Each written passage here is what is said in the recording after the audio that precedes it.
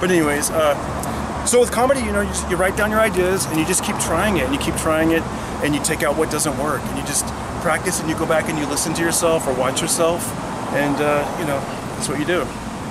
Who's your favorite fighter today, active?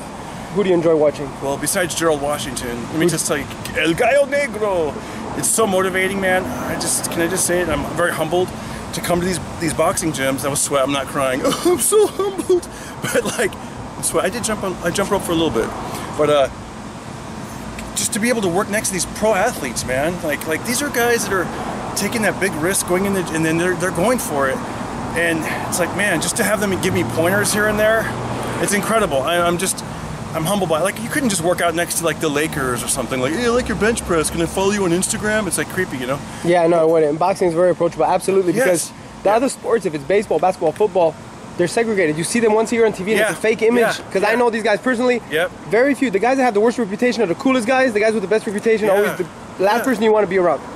What's next for you career-wise? What are you in? What are you doing these days? Where do they find you? I have 4 albums. They're on iTunes, Amazon. My first one, they're all comedy specials. What are they called? The first one's called Shady Side. It's about my redheaded gang, Shady Side.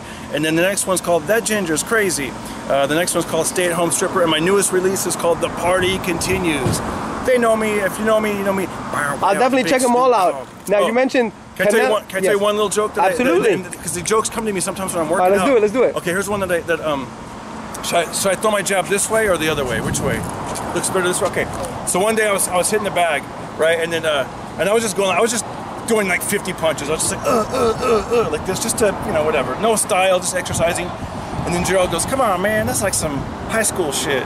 He goes, "Let me see your jab, man. Give me a nice crispy jab." I'm like, "Oh man, this is cool." So I go like this. I go, psh. And he goes, "Give me 2. Make it faster." And I go, psh, psh.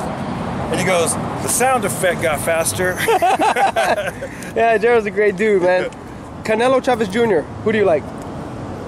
You know what? Can I just tell you something? I'm still learning about these people, so I don't want to. Canelo's a redhead Mexican? Yes, of course. That's why I thought you were going to relate. Yeah, for sure. Chavez Jr. is the son of Julio Cesar Chavez Jr., God, the legend. Yeah. So you got to pick. It's boxing is easy. You got to pick one. Okay, I'm going to go for the redhead. For Canelo. So, there you have it. Another great video for ES News. For ESNewsReporting.com, I'm Elie Seckbach reporting. And you can follow me on Twitter, @Seckbach. And you can follow me on Instagram, @Elie Seckbach.